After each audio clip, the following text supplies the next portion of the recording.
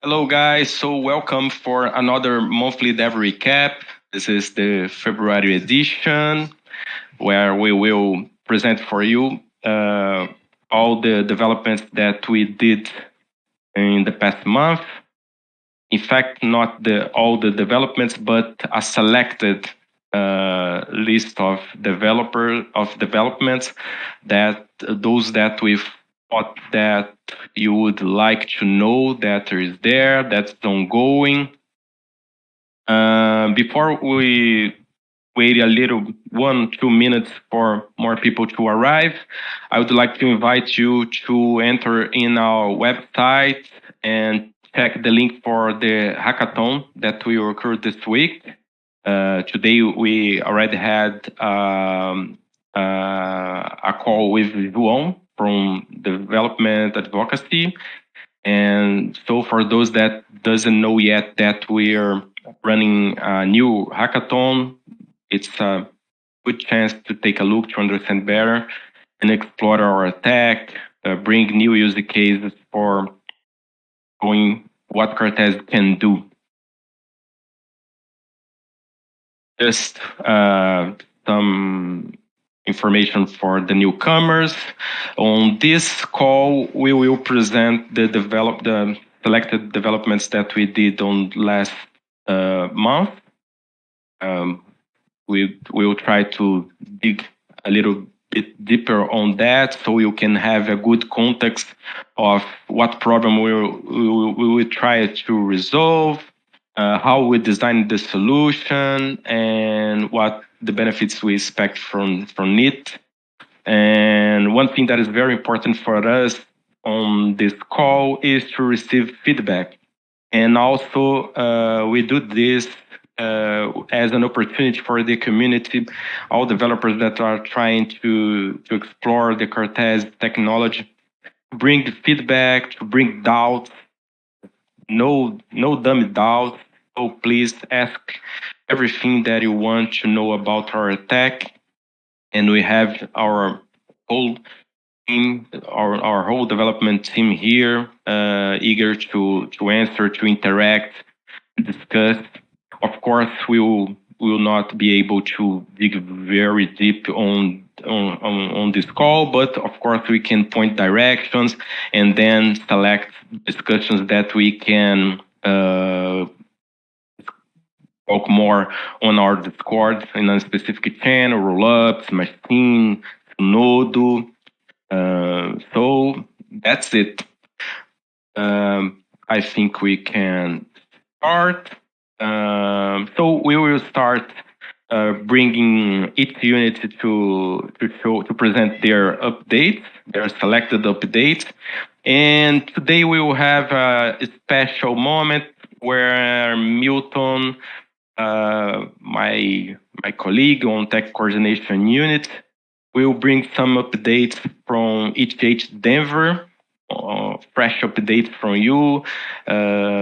We were on one of the 15 finalists on ETH Denver, so some news from this important event and what was done with Cartesi. My dear Milton will bring for us. Okay, so let's start. I would like to invite Alex from Machine Unit to come on stage and present very interesting work that he is doing on the machine emulator, the hypervisor work front. So Alex, the stage is yours. Yes. Hi, guys. Can you hear me? Can you see my screen? Yes. Okay, that's cool. So yeah, I'll be talking today about the hypervisor. So basically, starting from what is hypervisor? Hypervisor is a software that runs virtual machines. So basically, with this feature, you will be able to run virtual machines right inside the Cartesi machine. So there are two types of hypervisors. You can see the schemes on the screen. So the hardware here means the Cartesi machine, and you can see that hypervisor could be run under the operating system or on top of the operating system. So while our implementation supports both of the types. My examples will be showcasing just the type 2 hypervisor because this is what we've extensively tested. And so a couple demos. So the first demo will be presented in Sandbox. So here we will have a Cartesi machine which hosts a dApp which just simply receives a Python code, and then it runs the hypervisor, runs the virtual machine and sends this Python code to this machine. The machine executes it inside, and then we'll see the result of this kind of sandbox execution. So the code will be sent as qsort in Python. So this is literally the code that we will be sent, as you will see right now. So yes. So here I execute the demo. So the rootfs is building, and here we are. So here we can see that the Cartesi machine was started with some advanced inputs that we sent. As soon as it started, then we start the dApp itself, and the dApp receives this payload Python script. And then the hypervisor kicks in, and all this output you can see is the virtual machine launch. And then after the virtual machine booted, after the virtual machine booted, you can see the output of this Python code that we sent. So the initial array that we are to sort, and the final array, the sorted one, and then the hypervisor halts. And after that, the Cartesi machine halts. So what we achieved here, basically, we executed the external code in a secure manner inside the virtual machine, which has been run inside the Cartesi machine. So, and as for use case, we can remember the bugless application that was developed by one of the teams that were participating in the latest Cartesi hackathon. This was a very cool project that allowed to implemented kind of competition to that allowed to submit bugs and verify them in a provable manner. So here's the link if you don't remember it, but so to cut a long story short, with the hypervisor, we could extend this bugless project further, for example. So, and here's another demo, which I called as a reverse proxy, because it's kind of looks like a reverse proxy. So what we have here, we have a Cartesi machine, and we have a host dApp that receives advances. And we also have a guest machine, which runs the guest dApp inside itself. So we kind of have two dApps in the Cartesi machine. One runs directly on the machine, and another one runs inside the guest machine. And why is that? So here we want to control all the information that the guest dApp receives, and all the information that the guest dApp produces. So the guest dApp itself does not know that it is being run inside of guest machine. It's just a regular dApp that you're used to. It has the same API, so like it basically the same dApp that you always had. And being placed inside the guest machine, it allows us to control all the inputs and outputs. So basically, we can decide later what we want to receive and what we want to alter. And here is the demonstration example. So I execute the demo. There is a bit more of building because it involves two rootfs to be built. So, and then after this process is finished, you can see that we execute the Cartesi machine with some advanced inputs, like usual, and then we send an inspect request. So then the host dApp is started, which is just like regular dApp, which though runs a web server, and after that the guest dApp has been started. So the hypervisor kicks in, and then we start posting and receiving requests. So the first is advance.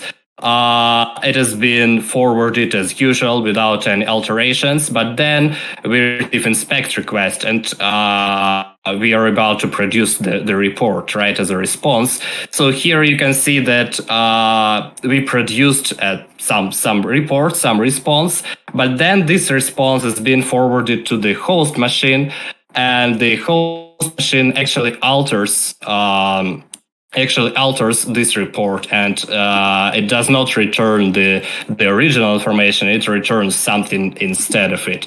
So we kind of control the guest application and its output in this manner. So, and a use case for this this proof of concept could be a trusted wallet. So with the way, when we have a way to control both inputs and outputs, it kind of can be extended to a trusted wallet implementation. So that's all I wanted to say about the hypervisor. Thank you.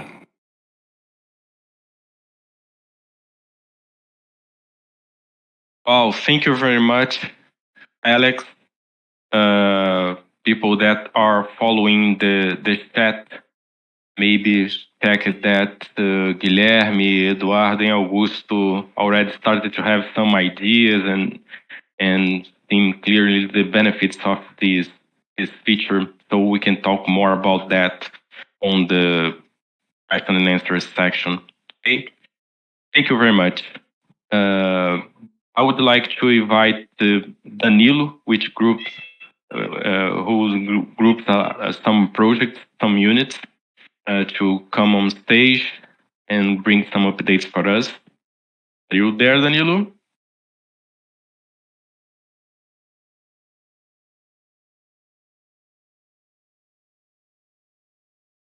Yeah, can you hear me? Yes, very well. Welcome. Thank you, Claudio. Good morning, everyone. Let me pull some slides here.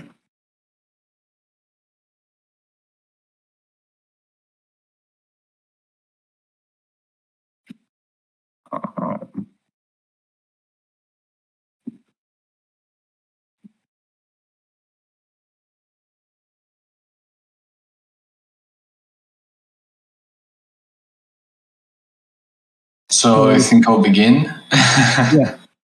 Yeah. Hello, everyone. Good morning. So for the rollups contracts, only a few updates. First thing, documentation is being deployed and maintained up to date on GitHub pages, so you can access that right now. Also, we've moved the project folder, which was on-chain rollups, to the repository root, so it's easier to navigate. And if you're using the contracts as a Foundry, a GitHub module really, but a Foundry module, then it's also easier to access the contracts. Also, we're refactoring the tests and preparing them for the new server manager with the output unification. And that's it.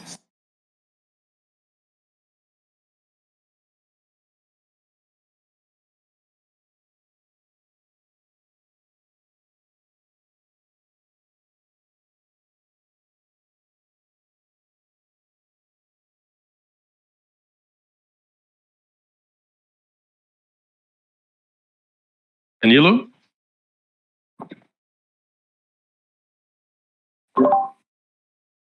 Can you hear me? Yes. Yes. So for those who were not here last month, there is an upcoming version of the rollups contracts, a major version, V2, which will require changes to some other units, and including the nodes, Sonodo, and so on. I guess for some reason, the slides are gone, right?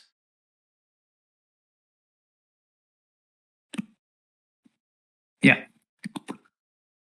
Yeah, I can see. Okay. So updates for the Explorer unit, I will help in this one. There are a few new features in the Cartesi Scan website. First one is voucher execution for those dApps that are connected to the Cartesi Scan.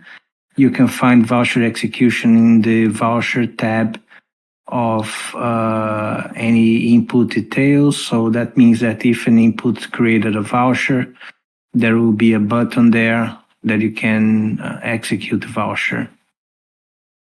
The second feature was input search in the inputs page. So you can search for an input using the address of the transaction and so on. The other one is sending NFTs to applications. There's a tab or an option in the transaction page where you can send NFTs. And the last one was improved interoperability with the Sunodo CLI. So now the Cartesi Scan that Sunodo uses for local development is updated to the latest release of the Cartesi Scan. So you have a local environment for that as well. And work in progress is support for ESC 1155, which is in the works.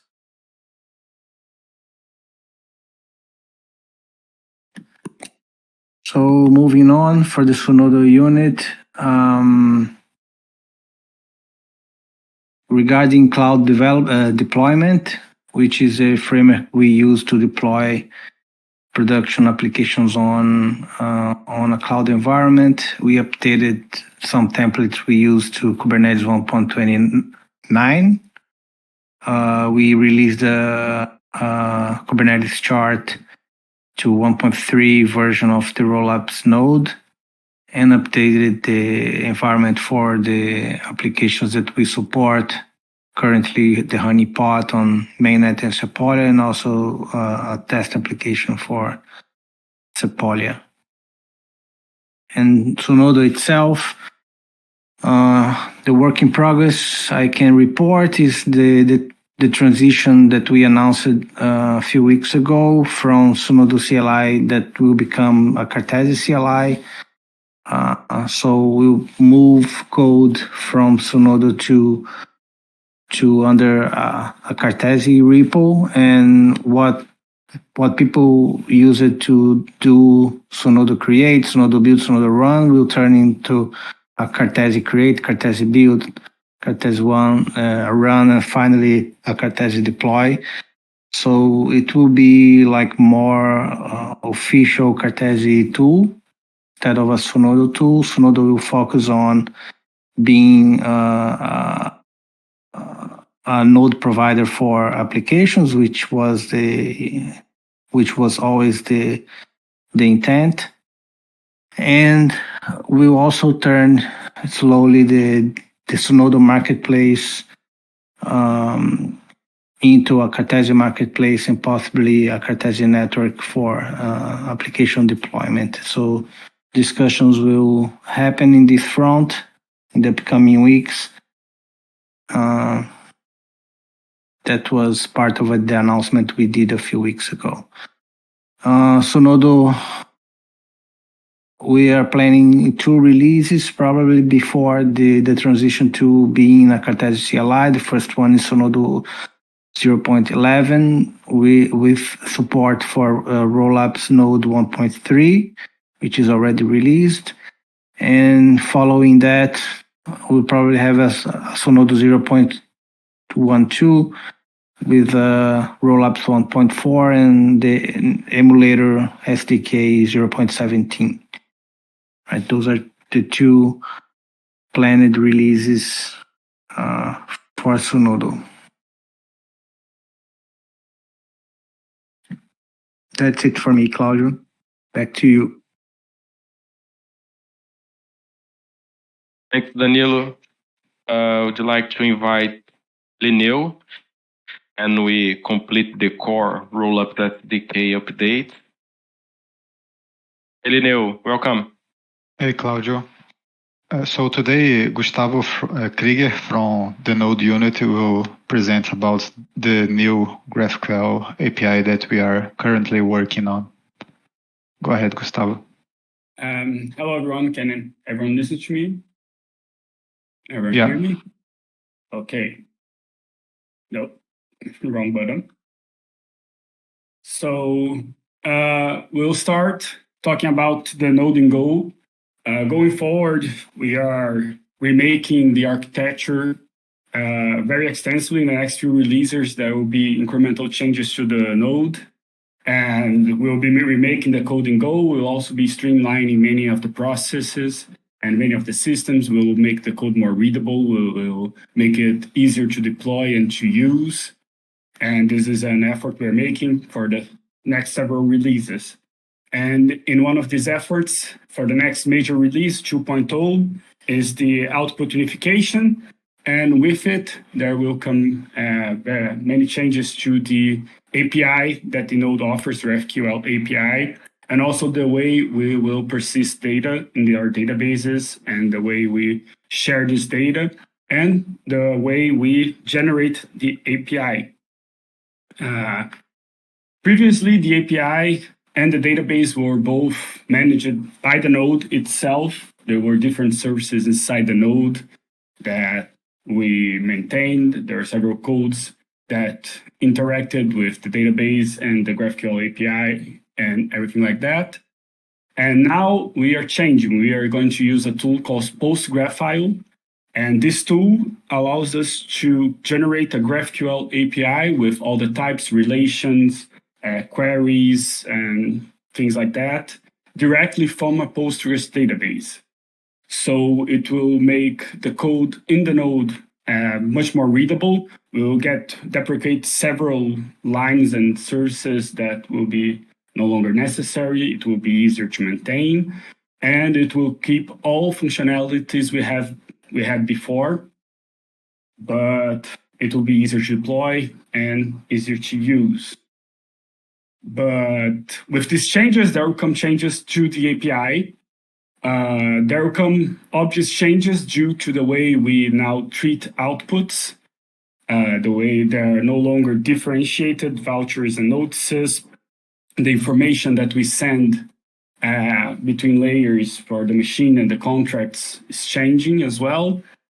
And so we are changing the way we are persisting this data. And also there will be some changes in the way we name the functions and the queries, as now it is PostGraphile's job and how it generates these names and queries. So for example, here on the left, we can see a query on the current API, how we would fetch a voucher from the API. You can see we have it named voucher. We have the index, the destination, and payload. We have the proof with the context. That is also deprecated information.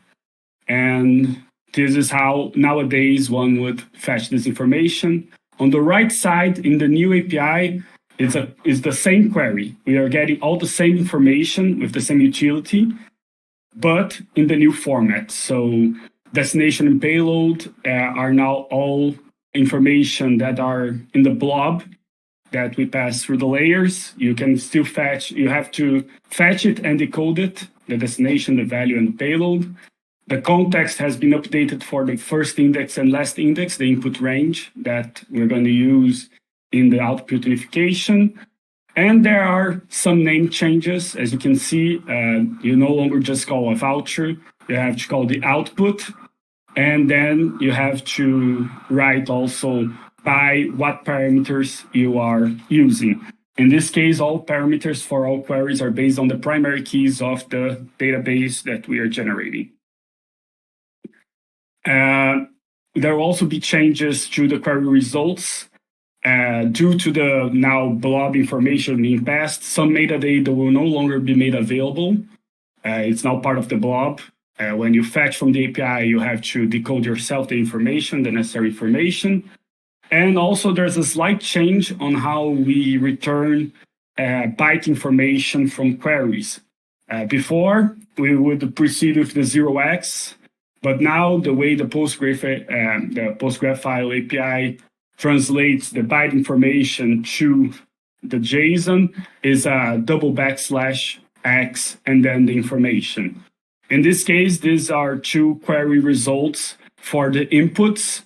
On the left side is the current one. You have the metadata, you have this information, you have the payload, all as separate columns and info.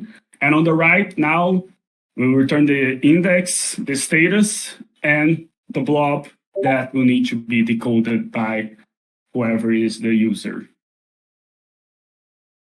These are still the first steps we're taking in redesigning and remaking the API. There's a pull request on our repository with the new schema. Everyone is welcome to come and give their insight and share any information and critique and everything like that. We are welcoming any and all inputs. And if anyone is also interested, there is a Miro board with the current database schema. Also, everyone can look and see and give their information. Thank you very much. That is for the Node unit.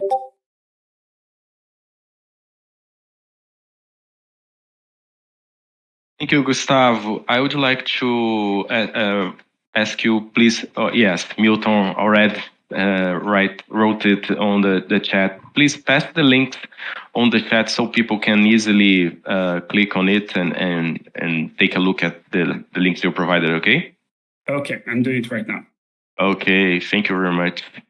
Neil, would you like to compliment with anything? No, it was great. Thank you, Gustavo. Thank you. Oh, thank you. Okay, guys. So with those presentations, we covered the core of Rollups SDK and a little bit of the clients, Sunodo, Explorer. Then we will continue now taking a look at the client side of Cartesi Rollups with Fabio from our convenience and tooling unit. Then we will have Carlo with the app implementation unit. And then Milton and Carsten will talk about the experimentation and research side of on our tech. Okay, so please, Fabio, welcome. Hello, everyone. Hello. I can listen to you well. I will share my screen right now. So this time I just recorded the talk. Hello everyone. Today I'm going to show you the progress we've made over the past month. First one, we started working with Sunodo CLI, addressing issues on GitHub and open pull requests. One notable fix involved the send command, which fixes the token deposits and requires approval. Second one, in the raw wallet package, we achieved the full support for RC1155 tokens. Additionally, we wrote numerous tests and validated the wallet support for other tokens such as native ethers, ERC20, ERC721, that's NFTs. And to validate the solution, we integrated the wallet with our Cartesify REST framework and consolidated everything onto a single page. Let me show you. First, you have REST calls here in this area. So for the get method, you don't need to pay anything. And for other methods that you have some state transitions, you have to pay. And I will show you a post example here. The same things, the same mechanics works for put and delete. You need to pay for the transition. I will show you the code behind this. As you can see here, the only difference is the signer from the common fetch call. The only difference is the signer here. The signer is way you get the Ethereum wallet. So in the back end, you just need to configure this thing, and in the front end, you just need to configure this thing here. Let's go back to the page. Here's the wallet example. Here, as you can see, it's really straightforward. You have the amount of native token, you have the RC20 tokens, and you have NFT tokens. I sent through the Cartesi machine the token number 1 and the token number 2 from this smart contract that represents an NFT. And here you have the multi-token standard. The difference is that you have this token ID and the quantity on the other side, in the value. So here in this area, you have the common operations for Ether tokens. You can send the Ethers to the Cartesi machine. You can get the balance, you can deposit, you can withdraw the tokens. You can do an L2 transfer to another address inside the Cartesi machine. And here is the ERC20. You can get the balance. So this is the L1 balance, the base layer balancing, and here you have the L2 balance, the tokens that are inside the Cartesi machine, as I showed you before. And here is the NFT token. You can get the balance. You have 4 items on the L1 and 2 items on the L2. Show it here. And this new guy here is the multi-token standard that you can do a batch operation with just 2, 3, 4 batch operations. You can withdraw and deposit a lot of tokens at once, as showed here. And in the end, you have this voucher area. So you need to wait to the end of the epoch for the proof. So you need to increase the time. You can run this command on your terminal to advance the time, or just hit this button and locally it will work, okay? You advance the time of your local validator. We use Envil, and then you have the voucher. And when the proof was produced, you can execute the voucher. So that way you have your tokens back to L1. And I believe that's executed. And here you will see the balance changed. I don't remember if that's it. I did Ethers transfers. So that's it, guys. That's all. See you next month.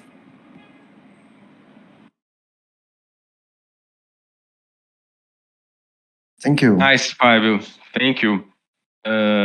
This Cartesify and the playground that you presented for us is available. People can already try it, play with it. If yes, sure. So please paste it on links on the chat so people can take a look. Okay. Thank you very much. Do you want to add something else? Oh, thank you. Bye-bye. Bye-bye. Oh, welcome, Carlo.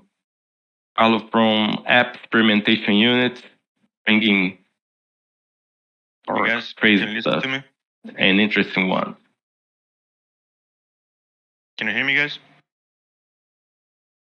Yes, a little bit low, but yes. Okay.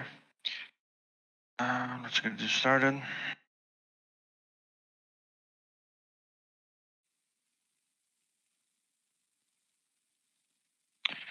Okay, so let's go to the review of what we've done on the past month. So we've been working more on Rives. The first big thing that we did was a new look for Rives. So this one is a bit cleaner and a bit more intuitive and straightforward. This is the new screen that shows the cartridge details. In here we're showing the scoreboard. On the other side you have the description. And if you check the score here, you also have this button to replay the match of the person, and a button that's associated to a new function that I'm going to show. This is how the gameplay area looks now. So it's basically an overlay on top of the page showing the game, and you can still go full screen if you want, clicking here on the interface. The button that I previously show is for the new feature that's minting an NFT with the score you got. So basically you get your nickname, you get the game in which you were playing, the score, and a nice screenshot of that match. And you can mint it on your own wallet with it. This is also compatible with events. This feature was specially developed for presenting if Denver, which a lot of people in Cartesi attended.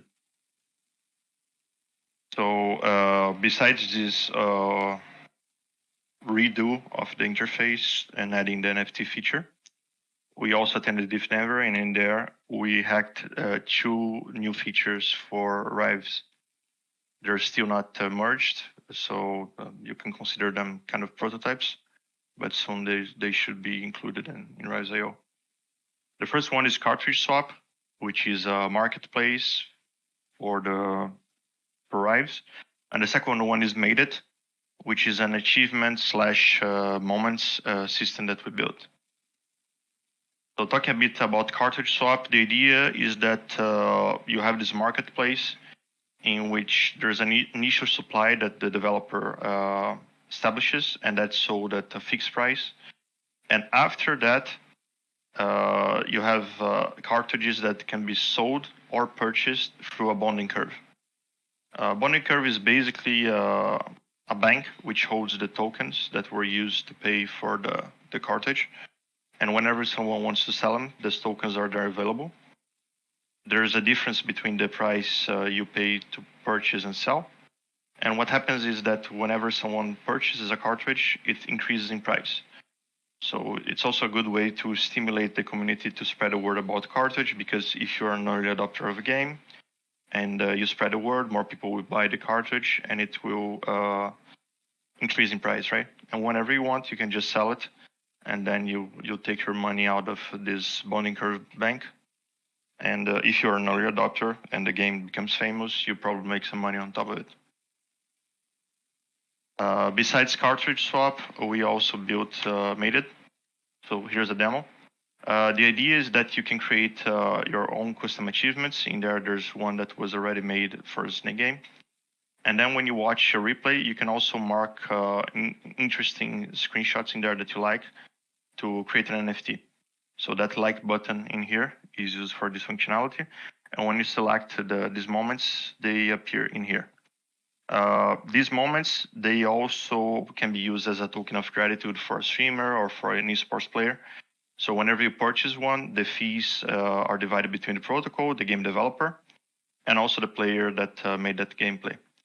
And these moments, they are also governed by these bonding curves. So whenever you purchase a moment and you spread a word and other people go there and support that player, they also increase in value. And that's also an asset that appreciates, and later on you can sell if you want. And this first part here is the details of your balance. So it's showing the variations in your balance according to the purchases and the moments that you sold. So yeah, that was the overall look. We now have, besides the website of Rives, our own Discord. So if you scan this code here, you can join it. And yeah, that's pretty much it.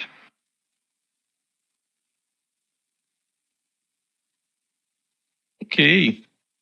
I'm really impressed with the progress that you guys did since the last time you presented it for us. Those guys. Yeah, hackathon Okay. was wild.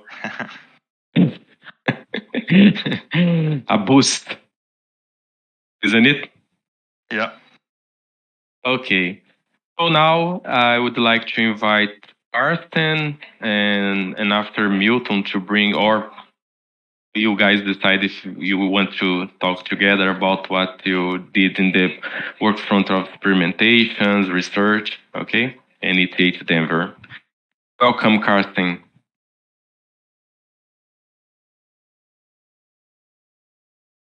You are muted if you are speaking. Sorry. Yeah, I just Oh, setting no. up my screen.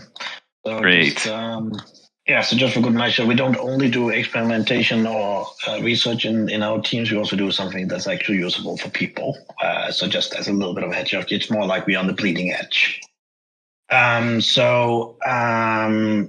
We've been doing a couple of things in Denver, being out there and being social, which is also quite important for developer teams to be and talk about the amazing things we have in Cartesi. I was part of the Avail project, which is Avail Project's Hot Take Series panel, and they are data availability layer together with some people from Outlayer and the Kakord people and ZK Cross and 7X Capital and so on. We also had a panel together with Risk Zero, Expressor Systems, and Andy from the Rollup. And I was also doing a presentation about kind of like talking about from world computer to world cloud. We also had a talk at Beyond the Base Layer together with Espresso, Electric Capital, and a couple of others. So we kind of been out there, you know. Also, naturally, and Milton will probably talk a little more about this, but we were hacking. We are trying to do something based on Lambda, where we did our so-called verifier, which is decentralized indexing, which I think Milton will talk a little more about, where we ended up in top 3 in infrastructure in the hackathon and top 15 overall. We sadly didn't win, but I presume somebody has been like I don't know, something to the judges, you know, because our stuff is obviously amazing. On the code side, from my team, we have been continuing on kind of like on the eigenlayer-based Linux coprocessor and the Ethereum stuff, where we've been kind of opting to the latest Lambda version, latest sources from Eigenlayer, doing integration tests and so on. Eigenlayer is naturally, as they're a big company now and lots of investment, they're quite busy and a lot of people interested. So we're kind of still waiting for testnet access and waiting for them to deploy a new testnet. In Denver, on the kind of like on the more Bitcoin side, I met with the kind of main contributors of BitVM in Denver and the guys from January and Zitrea. During February, we also contributed to getting user network, getting the first ZK proof verifier, which is called 16 verifier, working on Bitcoin, which can kind of pave the way for kind of like practical Cartesian Bitcoin in this particular case. On the other side, it's been kind of like a little more calm and more practical. We've been working about a couple of APIs that were kind of like coming up as people were developing application with them. Working on making it easy to kind of like, if you have, let's say, a Cosmos wallet and TIA in Celestia to kind of submit transactions for browsers, because when you're sending to particular chains based on Celestia, then, well, you need to pay TIA unless you're using a sequencer on top. And we have started some work related to kind of taking the work that we're doing verified and kind of integrating it closer into Lambda and making it also possible at the same time to use for, let's say, the rollout product as well, because the pre-image oracle that Optimism had is kind of what we're building on there. We also did a demo that I'm hoping we can at some point integrate into the developer journey of Cartesi. I'll just show you here. We call it Zero to Hero. You're downloading a development kit, and you get an in-browser development environment. You load up a Python-based sample. You convert it, build it into a Cartesi machine using Lambda in this particular case, but it could also be kind of done in Sonata style. And it warms it up. doing a lot of things, and basically within 10 minutes of starting this stuff, you have a working chain. So that's the kind of like level of, let's say, expertise or let's say level of entry that we hope to get for Cartesi. And looking very much forward to kind of like Cartesi/Zenodo to kind of like make this a reality. We also had another Mabada dance call where we're talking about governance and app chains and upgradability, and did a session together with the red team on kind of like running through of how kind of like things look like more from a developer angle. And yeah, that's pretty much it from me.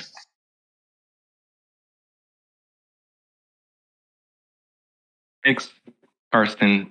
Just a reminder that anyone that has questions about anything that was presented here or anything about the Cartesi tech, just post your question, your doubts in the chat, okay? Thank you very much. Milton, please come on stage to talk more about what we built on ETH Denver. You guys, can you hear me? Yes, very well. Okay. Let me try to put this up.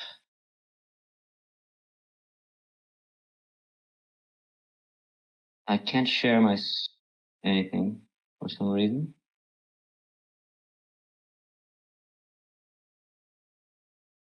Not allowed. I don't know. My button for sharing screen is not showing up.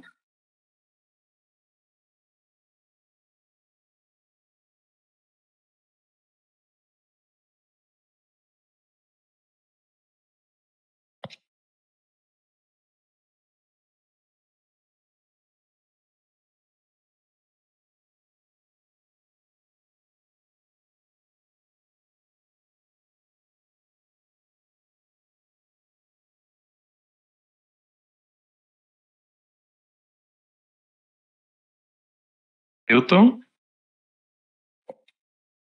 Now I could. I don't know. Let me try to put this up. Mm-hmm. I needed to leave and come back again. Discord stuff.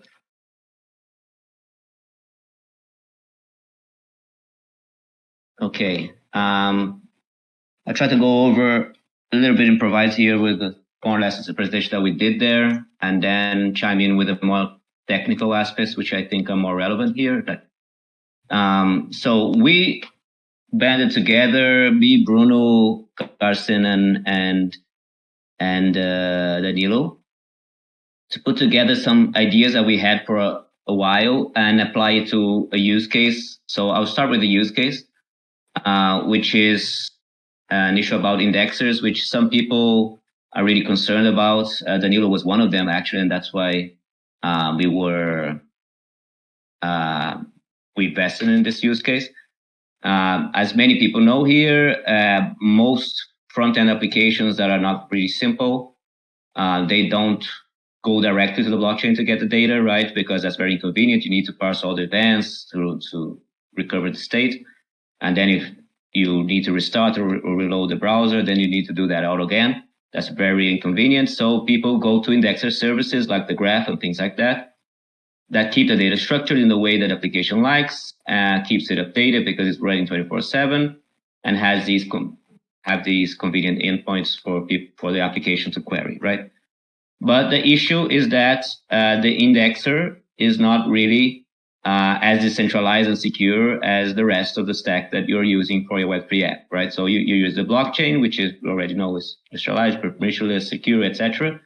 The client itself, the front end, as much as often we do put this on some server, but you could the user could just get the code and run it itself, or a nice way of doing it in like a decentralized way is to just serve it via IPFS, and you can know that the content that you're getting is the real thing.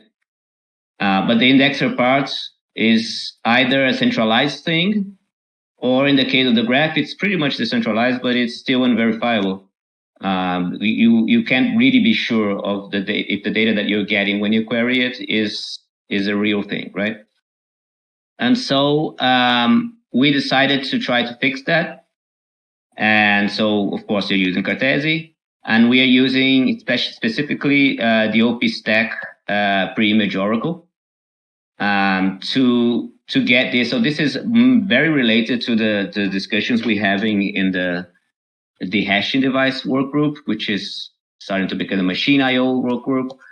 But the idea here is a classic dehashing thing, which is also known as base layer access, right? So what we want is for a Cartesi machine to be able to pull data from the base layer, in this case Ethereum, and do that in a way that could be verifiable later on with Dave or any other fault-proof system, right? So to do that, the idea of the dehash device is that, of course, operations that the processing itself, right? So getting data, aggregating it, putting it in a database or whatever, all this into the Cartesi machine, we know it's verifiable. But the thing is to fetch the data from outside. How can you do that and then prove to Dave or somebody else that you actually got the right data? So in the case of the classical dehashing device idea, which is what we did here, you actually fetch things by their hash. So if you fetch a block header by its hash and it returns some data, later on it's easy to prove on chain. You just put the block header, and the on-chain code can verify that the hash of the blockchain header. You can do the KKAK there on-chain, and it can verify that it actually corresponds to the hash that was requested. So it's easy to prove which should be the return, which should be the expected data that the Cartesi machine should get on this dehashing operation, right?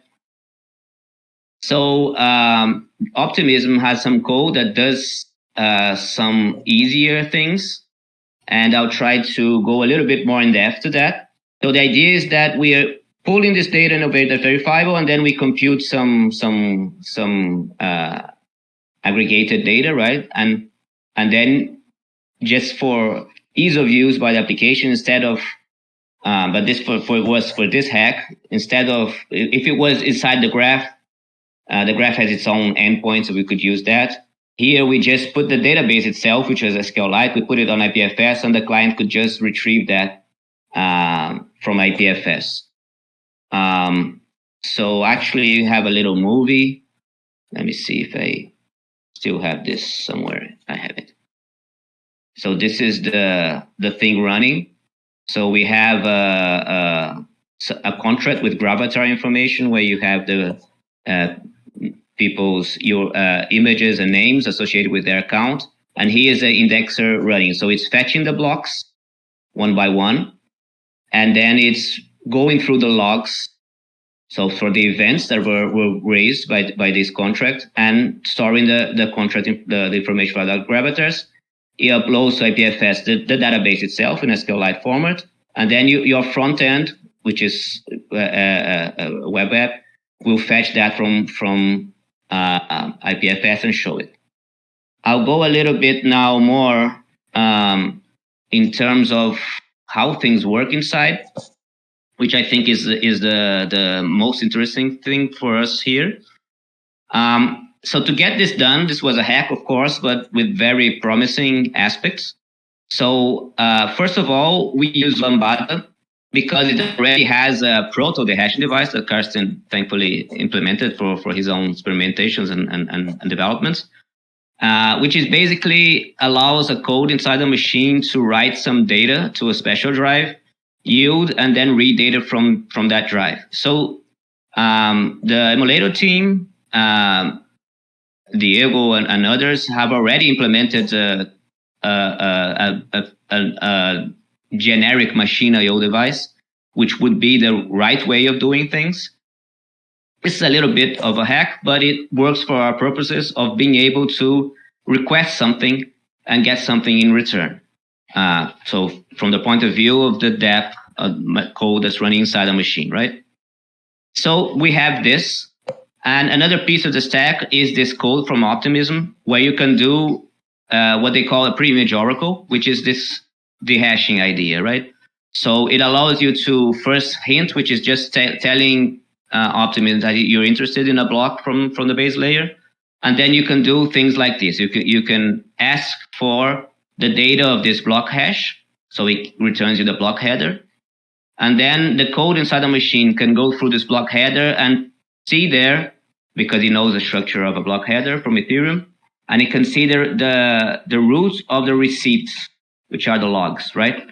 And then it can ask, okay, dehash this. Since it gave the hint before, what the optimism code did, it already parsed all the blocks and retrieved all information about the block and stored that locally, waiting for you to request parts, extra parts of the block. So in this case, you dehash the receipts root and you receive the information about the receipts, and you can get all the events. So the update gravatar and new gravatar events in our case, you can retrieve from there, right? So these were kind of pre-existing, right? So Lambada already had this product hash device. Ultimately had this code. Carsten did the hacking there of getting this to work for us. So just stripped away things and made this optimism code run. And then we added this other piece of the stack, which is really interesting. It's a JSON RPC endpoint inside the machine. So it's a server running inside the machine, which supports a few operations. In this case, we only support these, which is ETH block number, get block by number, get block by hash, and get logs. And this allows you to use like common client software for JSON RPC to retrieve data. So your code running inside the dApp can just create a client for this JSON RPC endpoint, which is conveniently running. In our case, we did it running on the default port, 8545 inside. And you can just ask it, give me the logs for this block. And it goes through that proto dehashing device. It goes there to the optimism code that does the pre-image oracle and retrieves you the data. So when you saw in that video, fetching block, fetching block, fetching block, it's actually asking all these things inside, right? And so let me see if there's a little thing extra here. So with that, basically, if you remember, so this is a repo for our project, github.com. I'll copy this immediately to our chat box. There is some extra explanation about the architecture there. And the cool thing here is that this is the starting point for that base layer access, and this could allow all sorts of analytics and cool things to process data from the base layer, right? There are a few extra details. I think I don't want to go too deep in here. Some potential use cases. So the first thing that we thought was this use case about indexers. Okay, thanks, Carsten. So Carsten is saying that on Friday we'll go a little bit deeper on how this was done. Great. And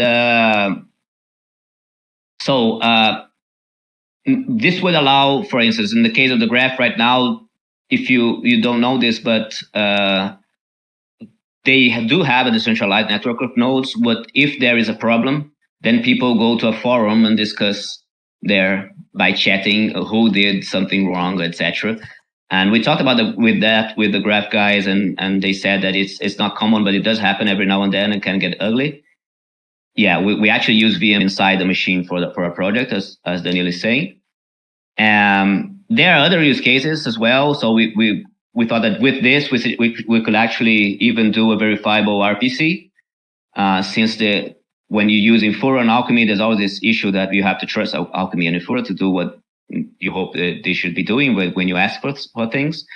With something like this, you could actually prove whether the return data from them is true or not. I mean, if they would need to sign the data, of course, but then you could bring the data with a signature and you could actually prove them wrong. And so this could lead to a verifiable RPC service if the RPC service was willing to go with it. So there are many applications of this kind of approach, and we were very happy to get that done.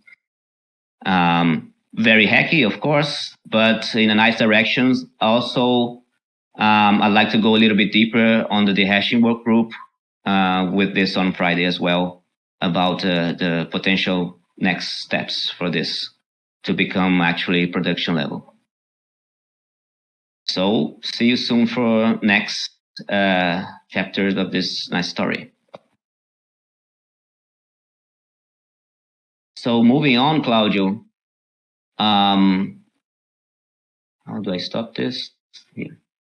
I'd like to invite, I'm not sure if there are other people here. I know there are some people who haven't returned yet from Denver. There were other very cool projects. We had a governance-based project called Meebo, led by Brandon and Pedro and Felipe and Coutinho. I'm not sure they are here. I think they are still No, they are not back. We had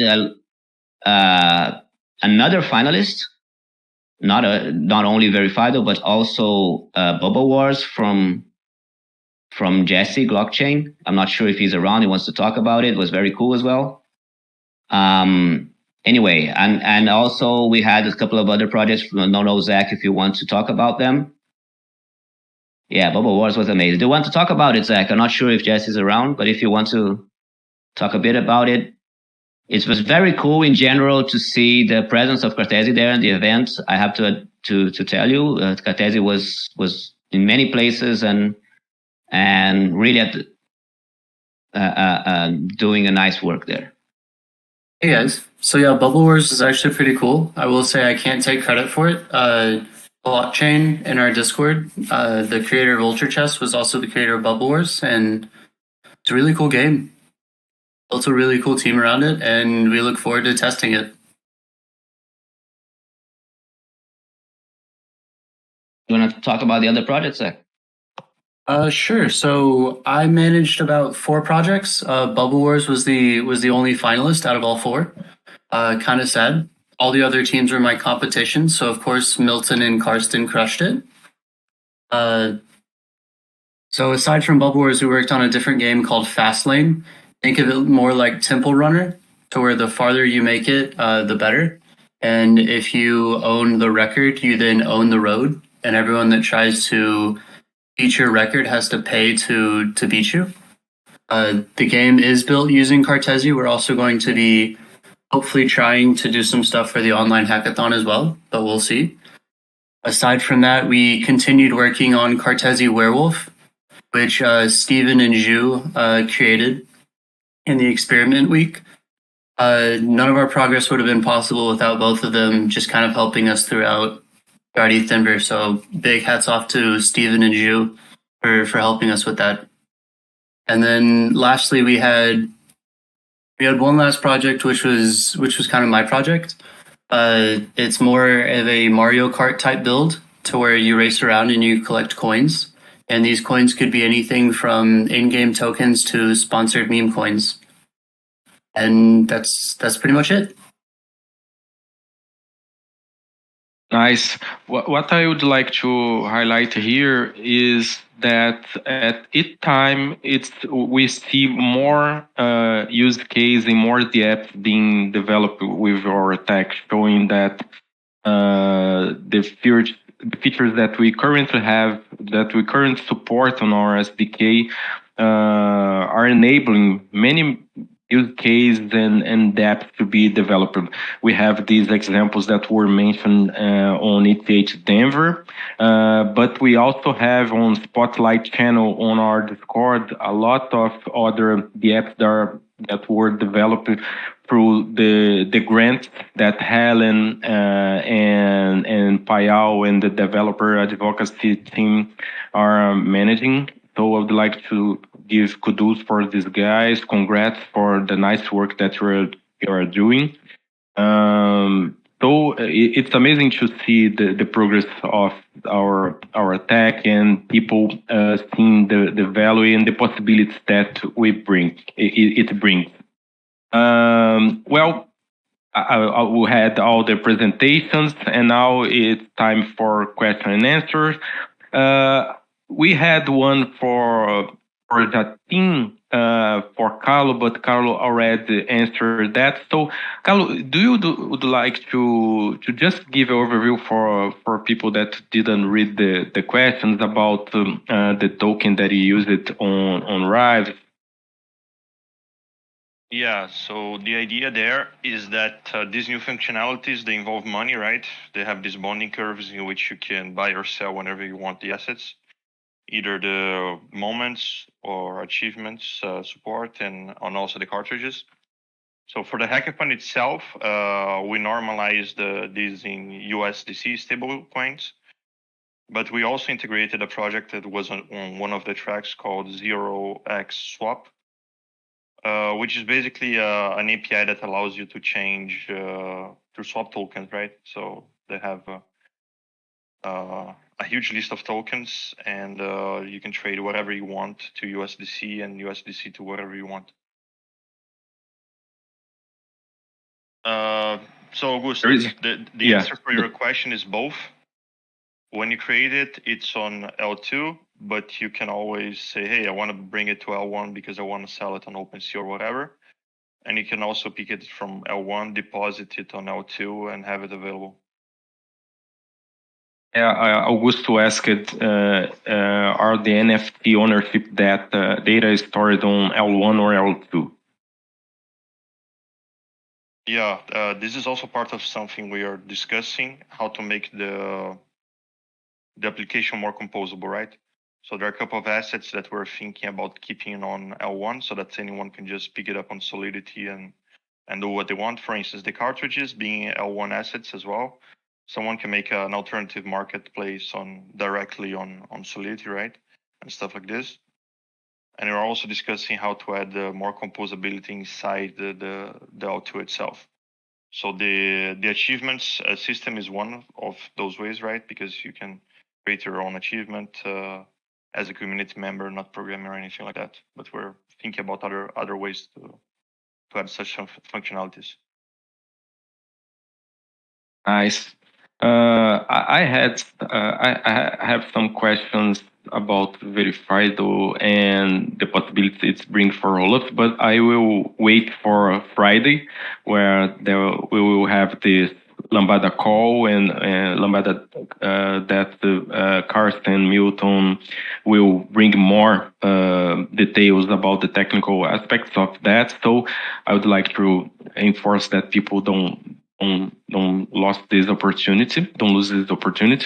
But one almost discussion that started on our channel that I would like to invite if people want is that when we had the hypervisor presentation, Milton, Augusto brought these questions about the wallet. And I think we could explore a little bit this topic in the perspective of the hypervisor, what it enables in this important aspect of the tech, the supporting a wallet. Would like to dig deep on it, Milton, Augusto, yeah, Alex. Would be nice to call Alex or somebody on stage. This was something that I also wanted to explore a bit deeper. Diego did answer it, but I think we could go a little bit deeper.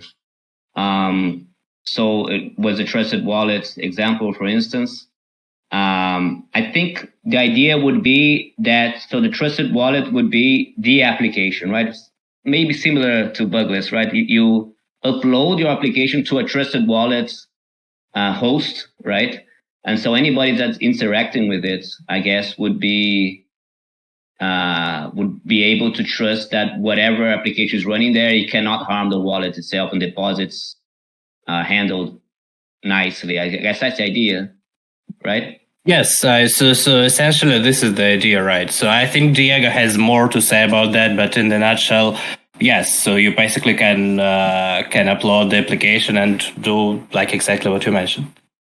And so one thing would be how these applications are loaded there, right? So it would be something dynamic. So, how do you guys see that? No, there are lots of ways of setting this up.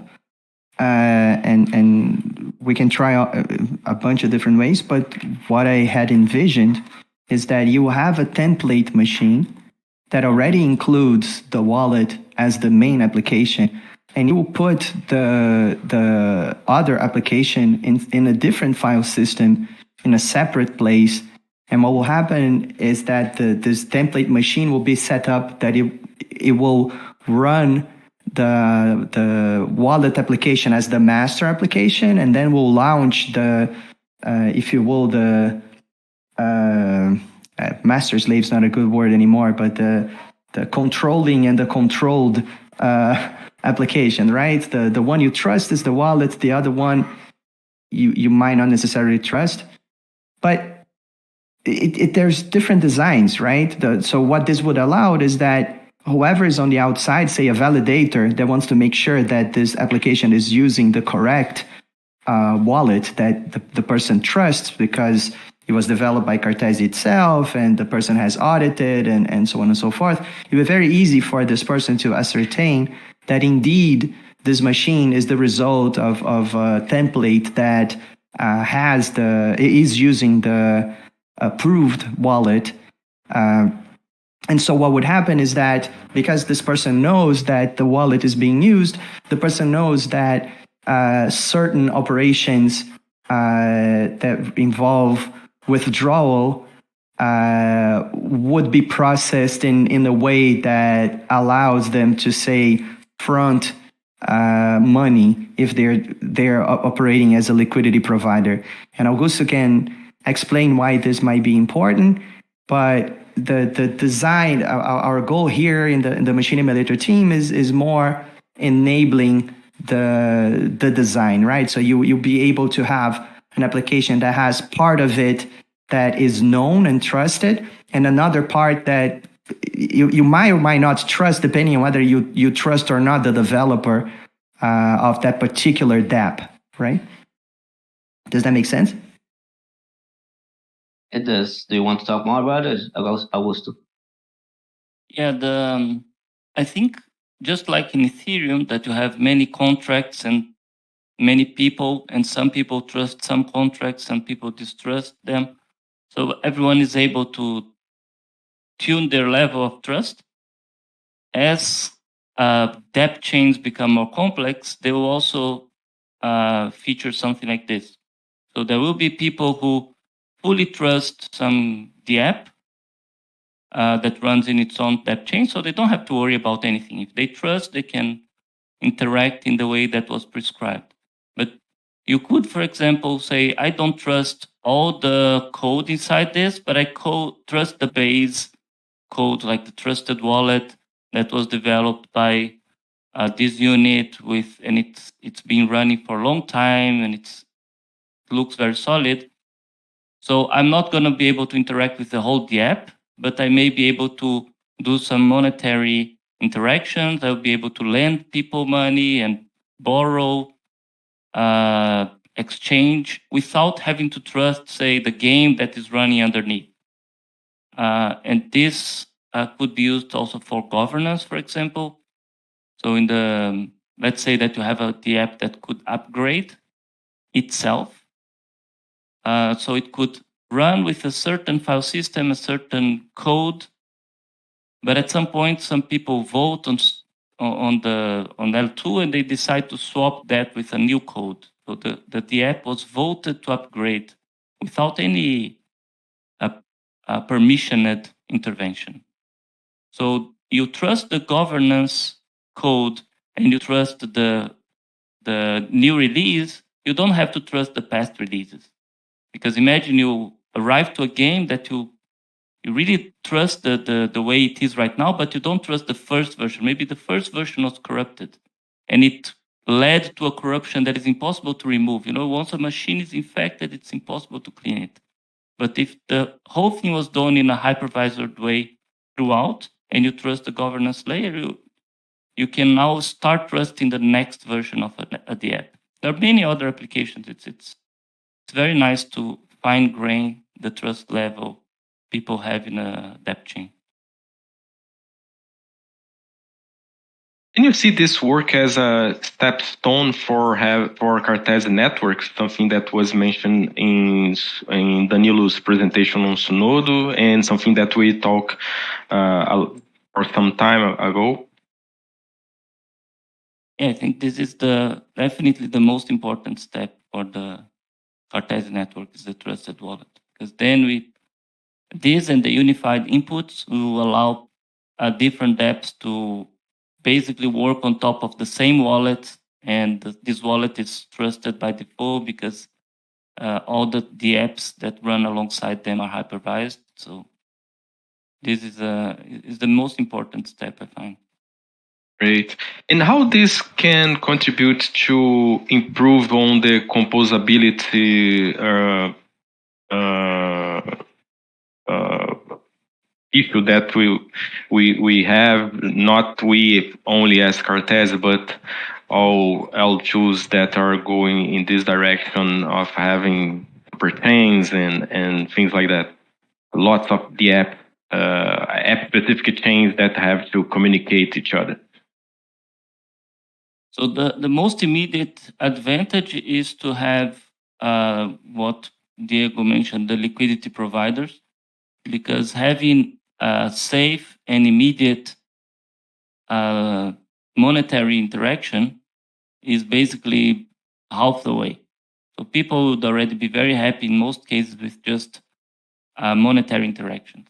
Now, if you want to have data interaction, then you cannot trust a liquidity provider. You have to really do some bridging.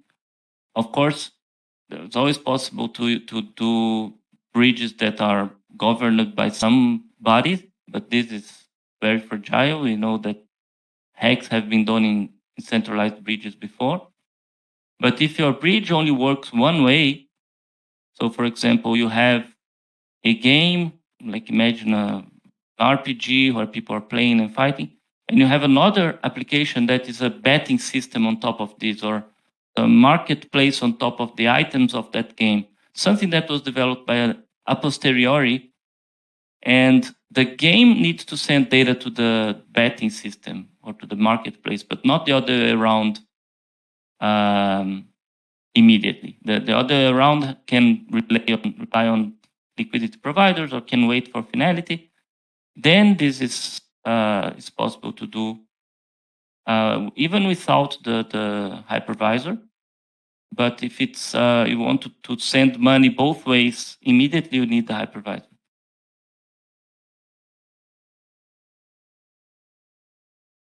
Nice.